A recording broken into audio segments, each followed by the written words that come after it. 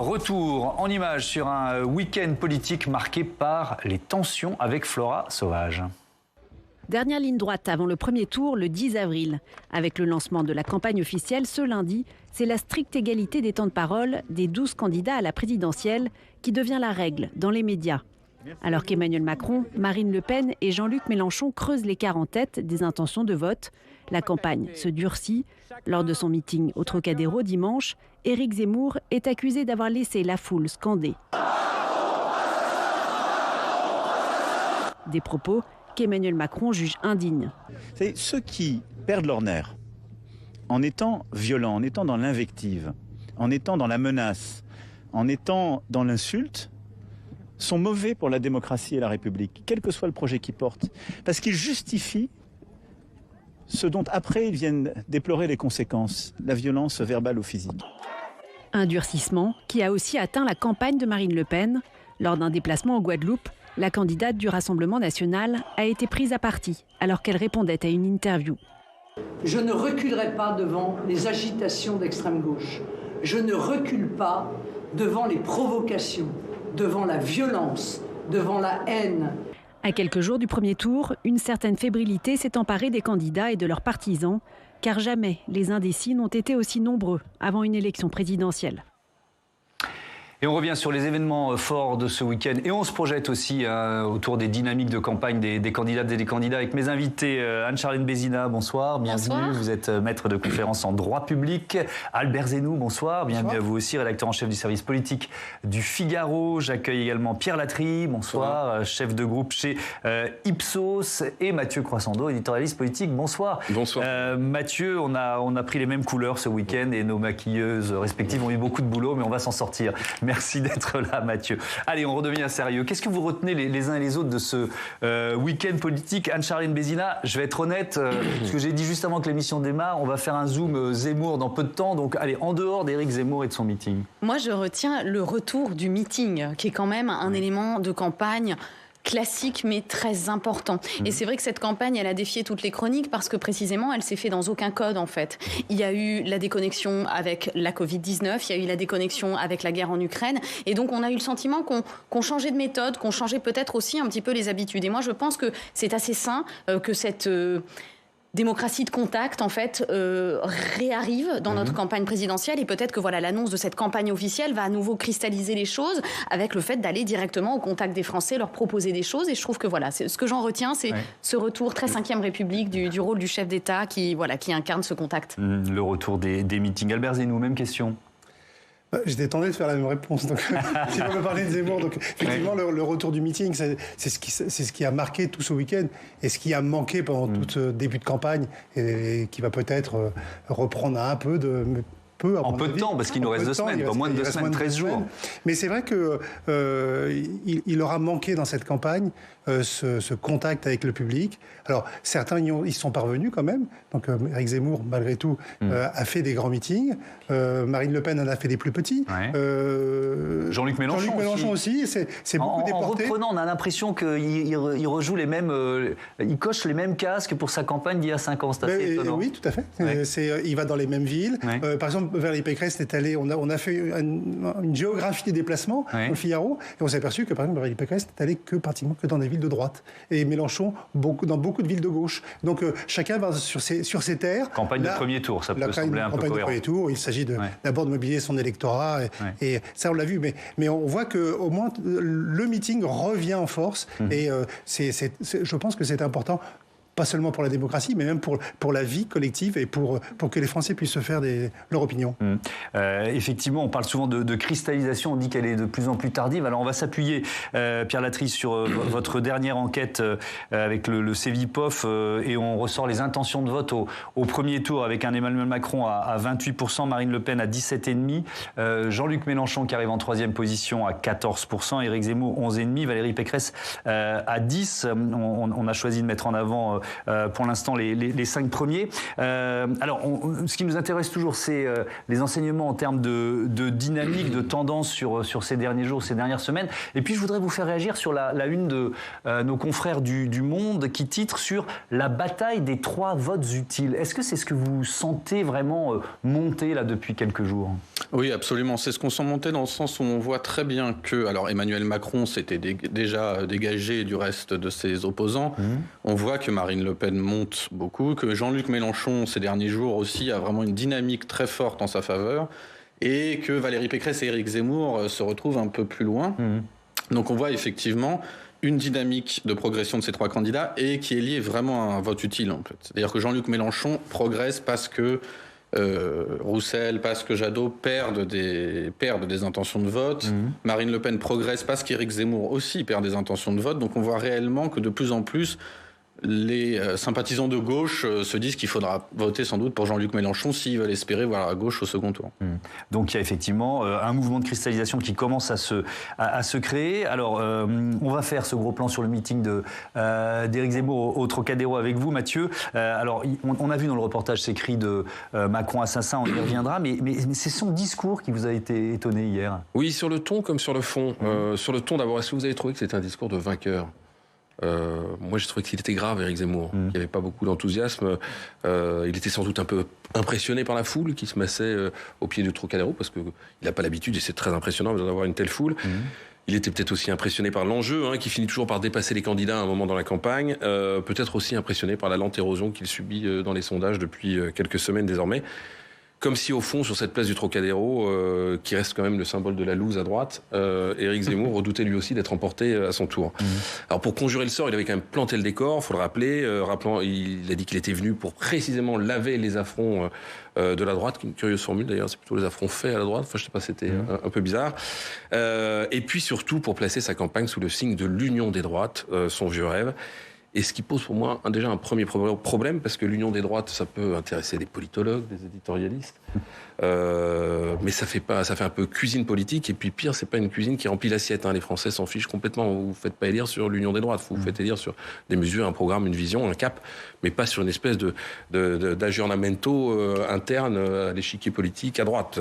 Le second problème, c'est que cette énumération de personnalités de LR ou RN, vous savez, il a fait saluer et a tendu la main à Éric Ciotti, à Laurent Wauquiez, à Nadine Morano, à François-Xavier Bellamy ou à Jordan Bardella au Rassemblement national. J'ai trouvé que c'était à la fois assez indélicat pour ceux qui étaient là, et parce qu'il a quand même des soutiens. On cite généralement plutôt ceux qui vous soutiennent que ceux qui sont pas là. Et pas tellement efficace, parce que le mercato, on le sait, il est aujourd'hui terminé. Ceux qui devaient le rejoindre l'ont rejoint, et on voit mal qui pourrait décider de monter à bord de cette campagne qui ressemble à quand même un Titanic identitaire aujourd'hui, à 2 semaines du scrutin. Mais il a aussi, Éric Zemmour, modifié son discours sur le fond. Ça, c'est intéressant aussi. Oui, et ça, c'est un autre étonnement, parce que où est passé le grand remplacement, par exemple ? Est-ce qu'il en a parlé hier ? Non. Où est placé le ministère de la Remigration ? Alors ça, c'était sorti de sa pochette surprise mardi, tombé aux oubliettes dimanche.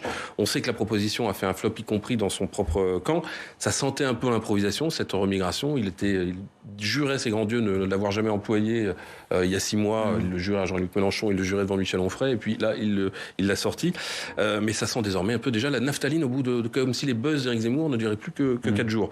Et ça peut paraître anecdotique, mais ça témoigne quand même, je trouve, d'un climat un peu brouillon qui règne chez les stratèges de campagne d'Éric Zemmour. Est-ce qu'il faut cliver ou est-ce qu'il faut arrondir ? Est-ce qu'il faut conforter ses troupes ? Est-ce qu'il faut tendre la main ? On voit bien que Éric Zemmour hésite, Éric Zemmour varie. Un comble pour celui qui, quand même, se revendiquait de ne jamais changer d'avis au gré du vent. Est-ce que vous diriez que c'est un virage stratégique auquel on a assisté ? Plutôt un virage tactique. Éric Zemmour, mais je parle sous votre contrôle, ne parvient plus à siphonner les voix de Marine Le Pen. Il a tenté de le faire, et puis là, c'est bloqué. Donc maintenant, il se tourne plutôt vers les voix de Valérie Pécresse, qui sont, quoi qu'on en dise, moins radicales, qui sont quand même plus classiques à droite.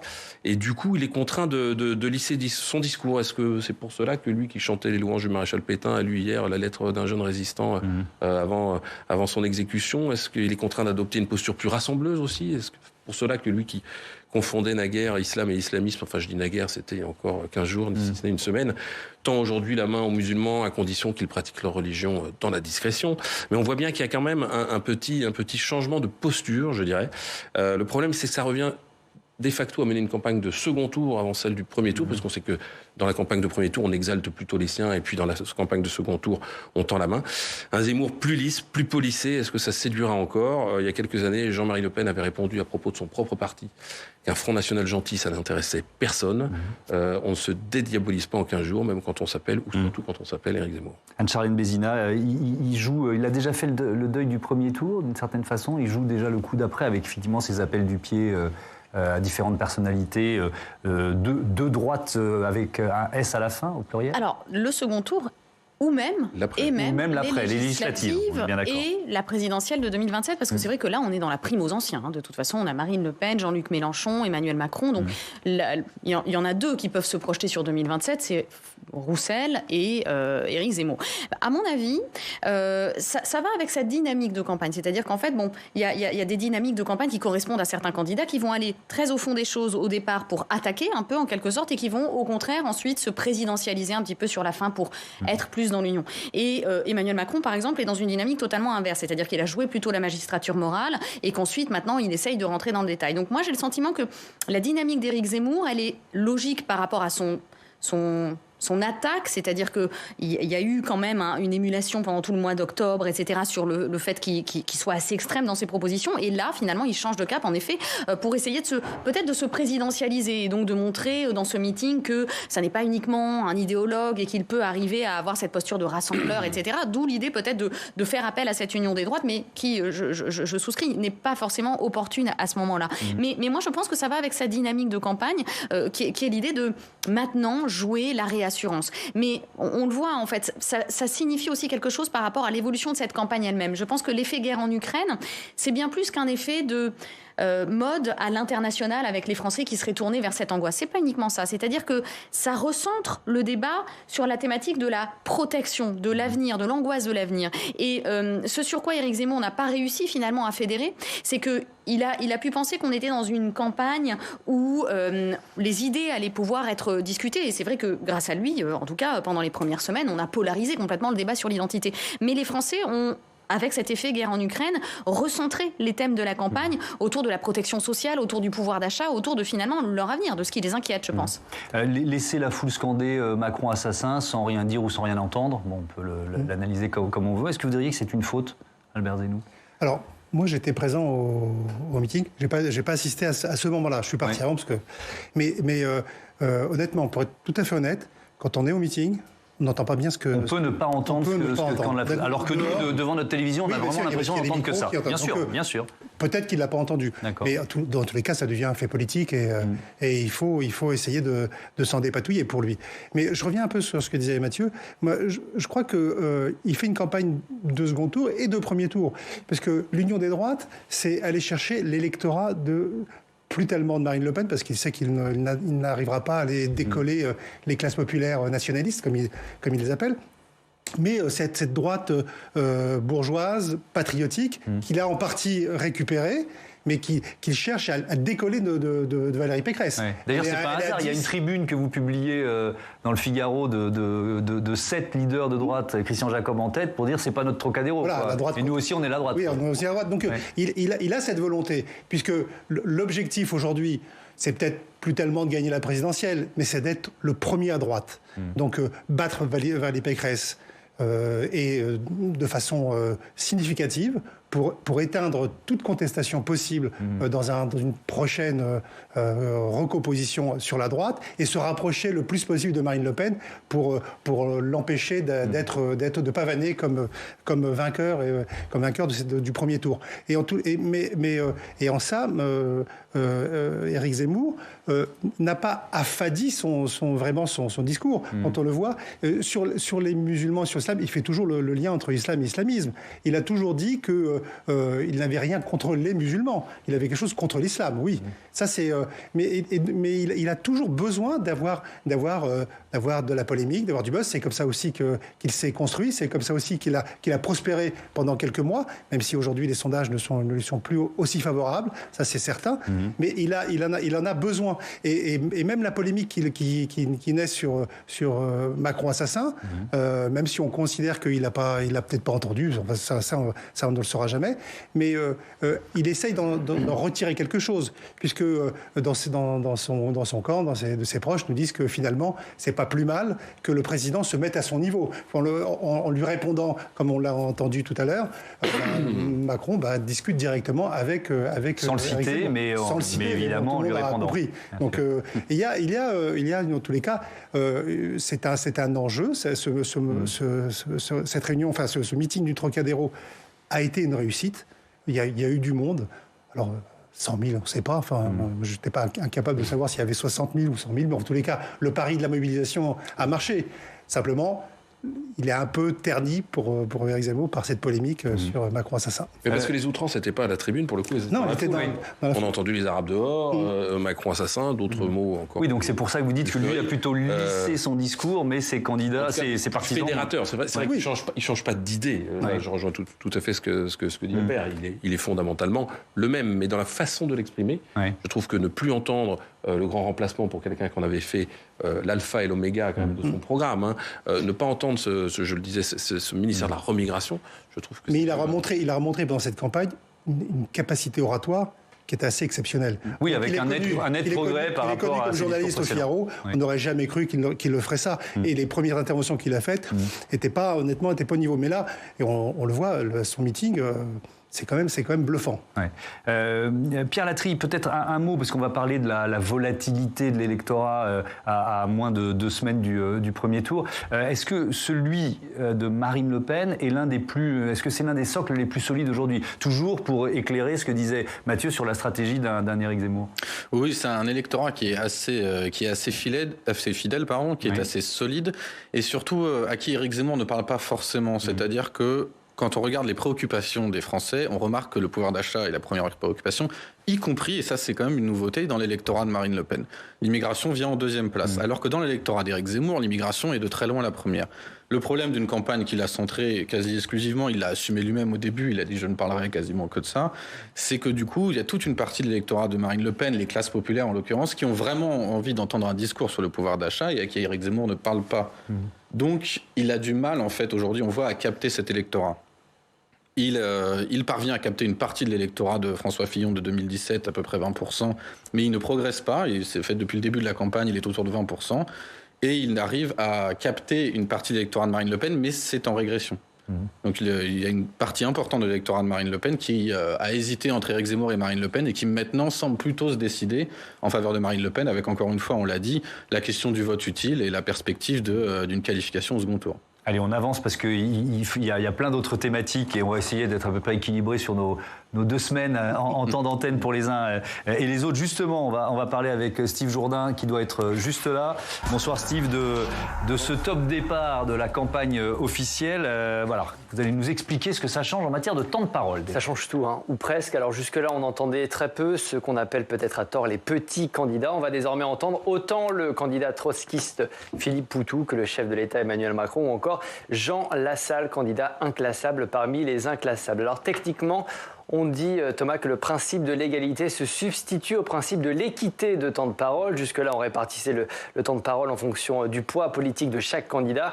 Désormais, tout ça, c'est terminé. Entre les candidats, l'égalité doit être totale dès aujourd'hui et jusqu'au 8 avril inclus. Chacun des 12 candidats devra se voir offrir le même temps de parole et le même temps d'antenne que les autres. À noter que les ministres en déplacement n'ont pas le droit de vanter le bilan du quinquennat. S'ils le font, eh bien, leur parole sera décompté comme du temps de parole pour le candidat Macron. Alors, temps de parole, temps d'antenne, quelle est la différence? Ça veut dire que chaque média doit consacrer autant de temps à une interview d'Anne Hidalgo qu'à une interview de Marine Le Pen. Ça, c'est le temps de parole. Égalité du temps d'antenne, ça veut dire que l'on doit aussi proposer la même couverture, la même surface médiatique à chacun des 12 candidats.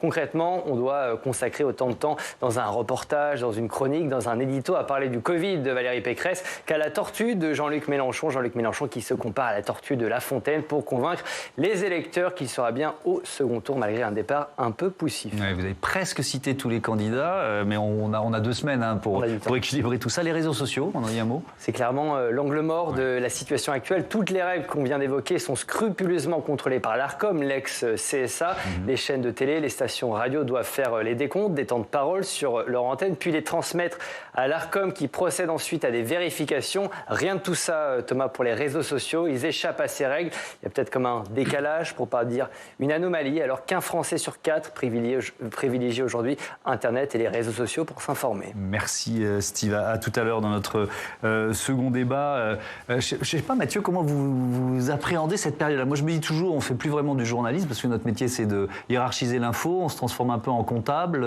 En même temps, est-ce qu'on peut faire autrement? C'est une forme d'injonction contradictoire. Hein. On est à la fois extrêmement frustré parce que c'est une période où on aimerait pouvoir parler politique, on aimerait pouvoir disséquer les discours, on aimerait pouvoir parler de tel ou tel en mettant des extraits.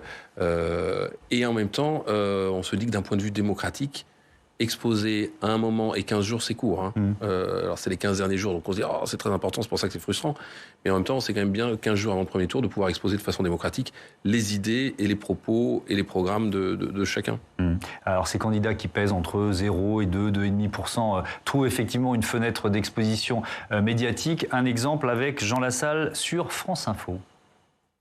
Cette élection sera insincère de bout en bout. Pourquoi? Et j'en remets d'ores et déjà en cause la légitimité. Parce que lorsque vous avez coché les cases de la Constitution qui font de vous candidat à l'élection suprême pour homme ou femme y rencontrer le peuple souverain, théoriquement, mathématiquement, logiquement, psychologiquement, vous devriez être traité à égalité de chance. Je mets les pieds dans le plat. À quoi servent ces petits candidats? Et j'emploie le terme petit candidat. Albert Zeynou. Vous avez le droit de répondre à plein de choses ou à rien. Ils servent à se faire entendre. Enfin, chacun joue sa partition. Jean Lassalle, Philippe Poutou, Nathalie Arthaud, Anne Hidalgo n'espèrent pas gagner. Ils savent très bien que de toute façon ils ne seront pas qualifiés au second tour, donc ils ne gagneront pas l'élection présidentielle. Mais ça leur donne, au moins pendant 15 jours, la possibilité d'avoir un amplificateur, de pouvoir parler, d'avoir accès à des émissions, à des chaînes, à des radios auxquelles ils n'avaient pas accès avant. Donc c'est l'anomalie. Je trouve que c'est une anomalie. Moi, je pense que donner le même temps de parole à Emmanuel Macron qu'à Philippe Poutou, c'est un peu, comme disait Mathieu, c'est une injonction contradictoire, mais c'est quand on est journaliste, on hiérarchise et on donne pas, on met pas sur le même plan. Mais c'est comme ça et on s'y plie, c'est la règle. Anne-Charline Bézina, la presse écrite n'est pas concernée du tout par ce... Merci de le rappeler. C'est vrai que vous l'avez dit, finalement, Anne Hidalgo, aujourd'hui, elle est dans cette catégorie-là. C'est quand même un peu le... Alors, on verra ce que nous... réserve, il y aura sûrement des surprises au soir du premier tour, mais quand même, quoi. Quand même, et pas seulement pour la gauche. C'est quand même triste de voir que notre bipolarité ou notre quadrille bipartisan, comme nos constitutionnalistes aimaient à le dire, n'existe plus aujourd'hui. On n'a plus de débat droite-gauche, parce qu'on n'a plus de droite et on n'a plus de gauche. Hein. On est quand même vraiment dans la fameuse recomposition de la famille de droite et la fameuse recomposition de la famille de gauche. Mais on a des blocs dissidents, on a finalement des luttes qui sont plus celles de la France sociale, de la France qui, au contraire, est un peu populiste, c'est-à-dire attirée vers le nationalisme, celle qui est attirée vers, au contraire, l'union, la fraternité, etc. Donc il y a quand même beaucoup de clivages sociaux, avec une vraie violence en plus entre les différentes Frances qui sont un peu angoissantes dans notre période. Sur l'égalité, je vais faire un petit cocorica national, mais je crois que c'est vraiment l'héritage de la loi organique de 62, c'est l'idée même de l'élection du président au suffrage universel direct, et avec cette anecdote du général de Gaulle qui justement a voulu cette élection pour essayer que les autres présidents aient autant de légitimité que lui, et essayer aussi d'affaiblir complètement le statut du président candidat. Donc c'est-à-dire qu'il avait déjà à cette époque la vision d'essayer de donner de la parole à toutes les couleurs de la France. Et donc moi, je crois que cette période d'égalité, elle permet en tout cas de se dire que tout le monde est logé à la même enseigne et qu'on a un petit panel de tout ce que peut représenter la société. C'est vraiment un fleuron foncé. Même dans beaucoup d'autres régimes parlementaires, on n'a pas ce type de diversité. On a le choix entre 60 gauches depuis le début de la Ve République. Et c'est quand même assez intéressant, à mon avis, de garder ce particularisme. On n'est pas du tout dans une bipolarité à l'américaine. Et voilà, c'était mon petit moment. C'est très bien. Défendons le particularisme à la française. On va parler de l'indécision et de l'abstention maintenant avec ce chiffre qu'on a puisé aussi dans votre étude Ipsos-Cevipof. Près de 4 électeurs sur 10 qui sont sûrs d'aller voter. Parmi ceux qui disent « je vais aller voter au premier tour », 4 électeurs sur 10 n'ont pas encore fait leur choix. Est-ce que, Pierre Latry, c'est un niveau d'indécision qui est plus élevé pareil, à 13 jours ou à 2 semaines du premier tour qu'il y a 5 ans, par exemple? Oui, un peu plus élevé, mais il y a toujours eu une indécision forte. Élection après élection, on voit que l'indécision augmente en réalité à l'approche du premier tour. Donc de plus en plus d'électeurs se décident un peu à la dernière minute, ce qui ne simplifie pas le travail pour les instituts de sondage, mais effectivement, on voit cette indécision progresser avec de nombreux électeurs qui peuvent changer d'avis, en fait. Mais qui changent d'avis entre 2 candidats ou qui changent d'avis entre je n'irai pas voter et je vais aller voter pour tel... Les deux, en fait. Les deux. Donc il y en a une partie, effectivement, des gens qui nous disent qu'ils vont aller voter, qui pourraient finalement ne pas le faire. Donc, mais on a aussi, effectivement, des candidats, plus leur score, beaucoup de candidats dont le score monte et plus la certitude de vote baisse. C'est le cas notamment de Jean-Luc Mélenchon. En fait, quand il y a un phénomène de vote utile, on a des candidats qui vont progresser et une partie de leurs électeurs qui vont dire oui, a priori, je vais voter pour lui, mais j'en suis pas encore tout à fait certain. Il faut dire qu'on a aussi un moment paradoxal de la vie politique, tel que vous le décriviez. C'est-à-dire que l'échiquier a explosé et on a des orphelins ou des enfants en garde partagée qui cherchent encore chez qui ils vont habiter. Les sociodémocrates français, ce qu'il en restait, enfin, les gens qui étaient centre-gauche, qui votaient socialistes, certains sont partis chez Emmanuel Macron, et ceux-là, je parle sous votre contrôle, mais sont plutôt enclins à revoter Macron, mais les autres, ils ne peuvent plus voter pour Anne Hidalgo qui ne représente plus que 2%. Et alors, est-ce qu'ils vont se radicaliser et voter Jean-Luc Mélenchon? Parce qu'au sein des familles de gauche, il y a toujours une grosse rivalité entre les révolutionnaires et les réformistes. Enfin, c'est pas évident.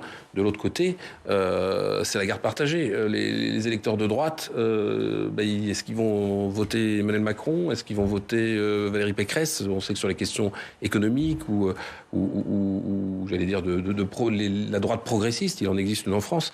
Elle ne sait plus très bien où elle habite aujourd'hui. Valérie Pécresse a mené une campagne très à droite, mais quand on a toujours voté LR, est-ce qu'on peut voter pour autant Emmanuel Macron? Je pense qu'on est quand même aussi 5 ans après dans la réplique de l'explosion de l'échiquier politique par Emmanuel Macron. Albert Zenou.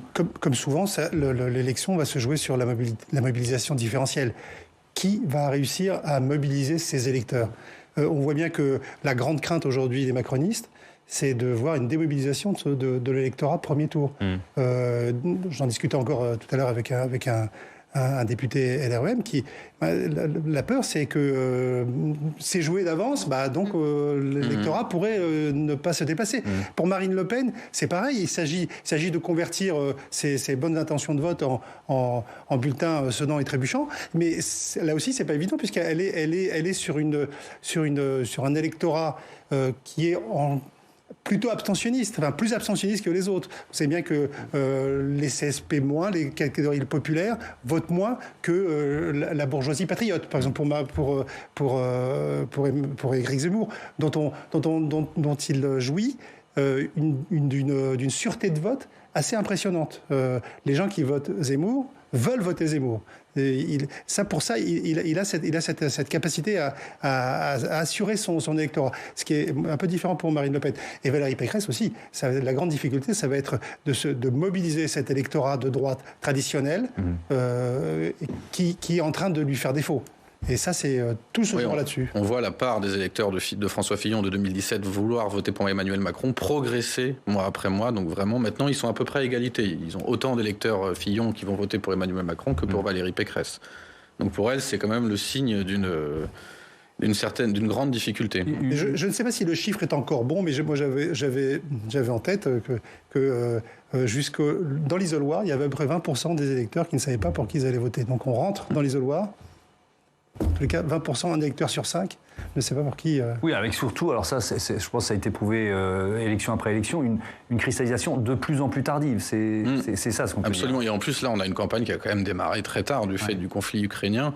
On ne peut pas dire qu'elle dure depuis des mois, dans le sens où elle n'a pas suscité un énorme intérêt depuis des mois. Donc là, vu que maintenant elle semble se lancer véritablement à 2 semaines, on pourrait avoir des changements de force, des changements des rapports de force, qui pourraient être importants. Mais c'est intéressant parce que dans le duel à droite entre Éric Zemmour et Valérie Pécresse, celui qui va arriver devant l'autre, il y a une impulsion qui ne sera pas la même. C'est une évidence que je dis, mais elle est importante à rappeler quand même. Bien sûr, elle est importante à rappeler, et surtout avec cette problématique de l'union des droites. C'est-à-dire que finalement, on se dit, si aux législatives, on nous vendait une droite recomposée, mais alors qu'en était-il de l'affrontement sanguinaire qu'ils se sont menés pendant ce premier tour? Donc il y a en effet un électorat qui est à mon avis indécis aussi, parce que j'ai l'impression que dans cette campagne, personne n'a réussi vraiment à parler aux Français. C'est-à-dire qu'on a été dans une campagne très ukrainienne, très fondée au départ. On a dit qu'elle serait confisquée par le virus, puis on a dit qu'elle serait confisquée par la guerre, mais on n'a pas vraiment en France, et c'est peut-être aussi pour ça qu'on fait mourir plus vite nos partis politiques, on n'a pas une véritable culture de l'opposition. On n'a pas réussi à entendre vraiment des couleurs politiques très tranchées sur de nouvelles choses. Alors, il y a eu... Je mettrai un bémol qui est le Congrès LR, quand même. Pendant 3 mois, on a entendu parler que de propositions des Républicains. Alors, ils avaient anglais sur l'immigration et la sécurité essentiellement, en faisant quasiment l'impasse sur l'économie, à part les finances publiques. Mais on a quand même eu un débat. Il y a eu un débat d'une certaine façon. Il ne s'adressait pas aux Français, il s'adressait aux militants. Oui, mais ça fait aussi partie. Et c'est un débat de pré-campagne. Chez les écologistes, on a vu. C'est un débat de pré-campagne, donc c'est pas un débat. Mais on parle politique depuis 6 mois. Alors on parle, mais ça, je ne remets pas en cause le fait que nous parlions politique. La seule chose, c'est est-ce qu'on a vraiment réussi? Est-ce que les candidats eux-mêmes, une fois qu'ils ont été cristallisés, donc tous ces débats-là, c'est plutôt pour moi des débats qui ont justement intéressé les Français, mais on n'a pas réussi ensuite à transformer. Regardez, Valérie Pécresse qui sort justement avec un bel effet de cette primaire ne transforme pas l'essai finalement, parce que j'ai le sentiment que à partir du moment où ces candidats se sont présidentialisés, eh bien finalement ils sont restés dans leur thématique et ils n'ont pas réussi à créer. C'est quand même très important de voir que dans toutes nos présidentielles, il y a une question qui a emporté le candidat et donc l'élection.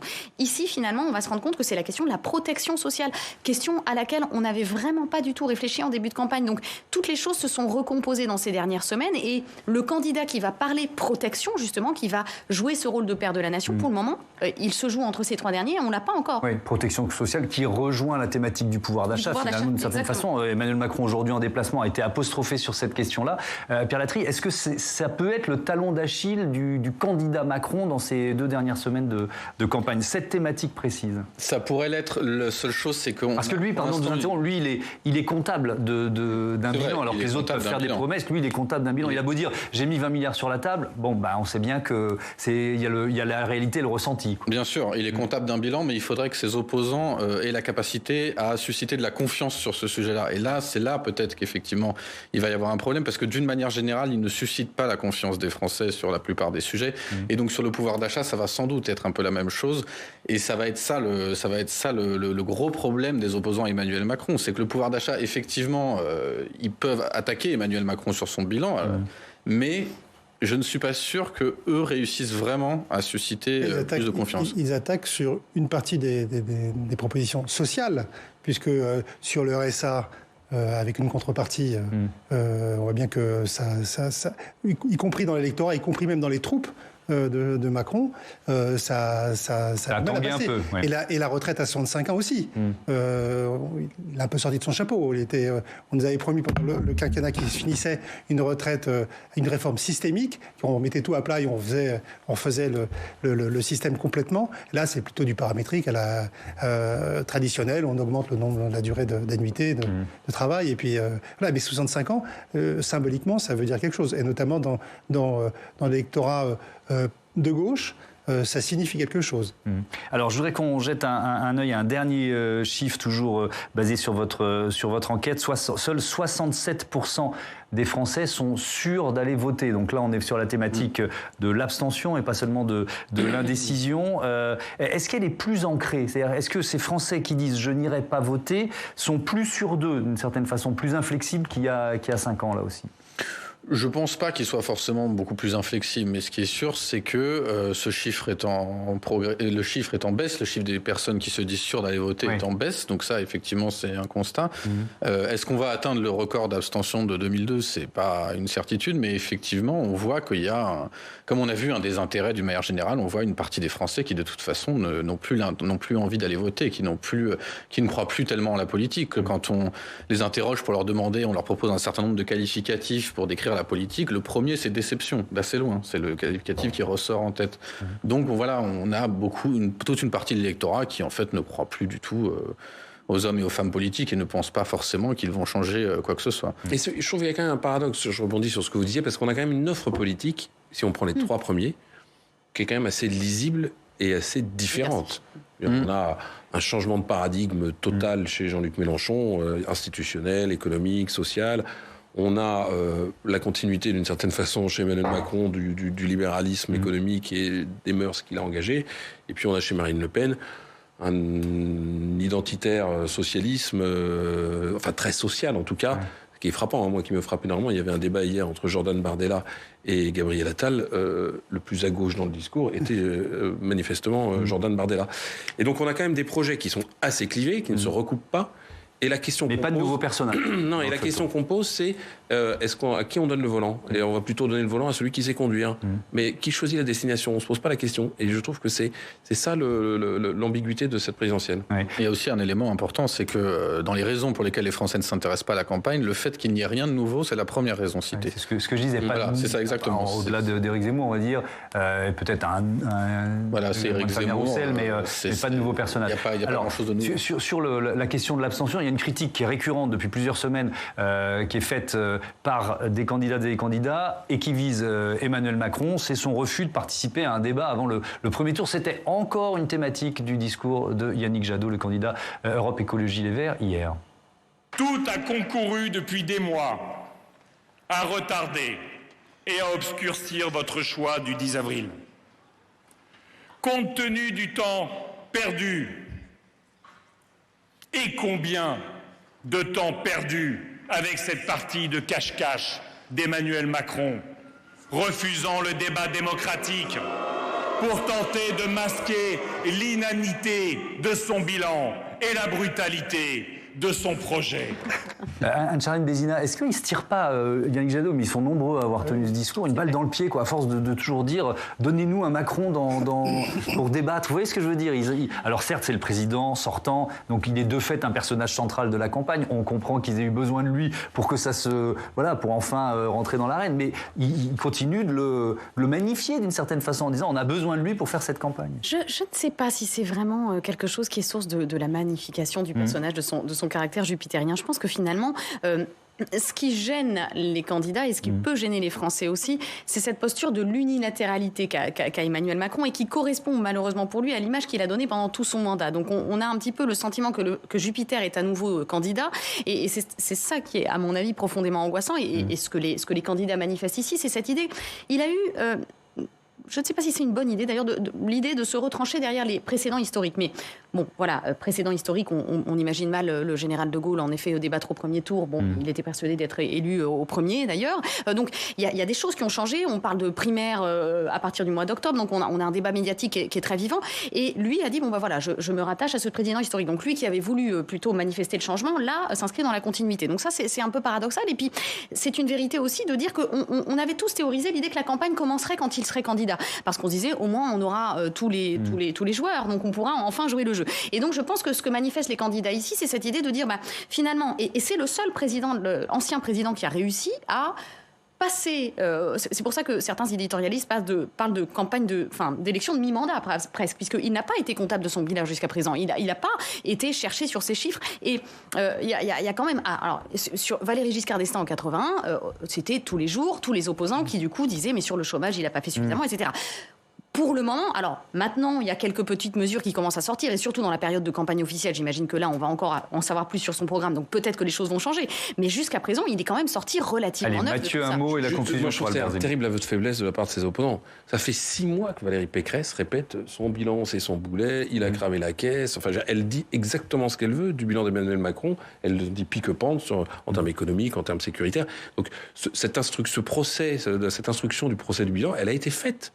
Après, le procès, il est contradictoire. Oui, non mais voilà, donc il faut aller chercher l'adversaire. Mais elle a pu le dire, je pense à Valérie Pécresse, mais à d'autres. Yannick Jadot l'a fait sur le point de vue. Est-ce que, dernier mot, Mathieu Albarzenou, on va conclure là-dessus, est-ce qu'il faut quand même que là, dans ces 2 semaines, le candidat président prenne un peu plus de risques? Parce que jusqu'à présent, il fait une campagne risque à minima. Je crois qu'il a compris.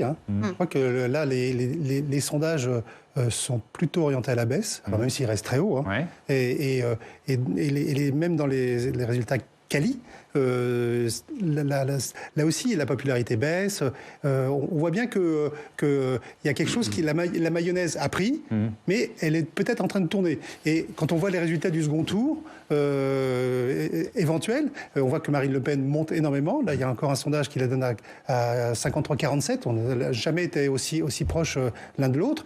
Donc, il rentre pleinement dans la campagne. Et je pense qu'il a raison de son point de vue. Et il faut absolument qu'il donne l'impression qu'il veut absolument être réélu président de la République, et pas seulement par défaut, mais de façon objective. Bon, parce que je ne suis pas un grand cuisinier, mais je crois qu'une mayonnaise qui a mal tourné, elle est très très dure à rattraper après, hein, si je ne me trompe. Et à digérer. Et à digérer. Merci à tous d'avoir participé à ce débat. Demain, un nouveau débat sur les dynamiques de campagne. C'est vraiment ce qui nous intéresse, hein, vous l'avez compris. On ne se focalise pas sur un seul sondage avec la révélation du dernier baromètre Odoxa avant le premier tour.